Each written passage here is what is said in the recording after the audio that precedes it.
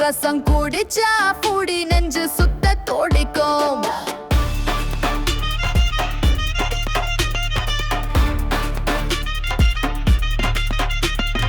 தக்காளியை சுட்டு கஷாயம் வடிக்க, மிளகு ஜீரகம் பவுன் புடி தண்ணிக்க, உப்பு மஞ்சள் தூள் கொஞ்சம் புதிச்சு வை, முந்திரி பட்டை புடி லிப்ஸ் வை. கொத்தமல்லி தூவி ரசத்திலே கலக்கு, கடுகு கறிவேப்பிலை புடி ஹாட் கிழக்கு, 2 minutes அடிச்சா ரசம் சூப்பர் ஷைன், புடி லிப்ஸ் சிப் பண்ண ஸ்பைசி டிவைன்.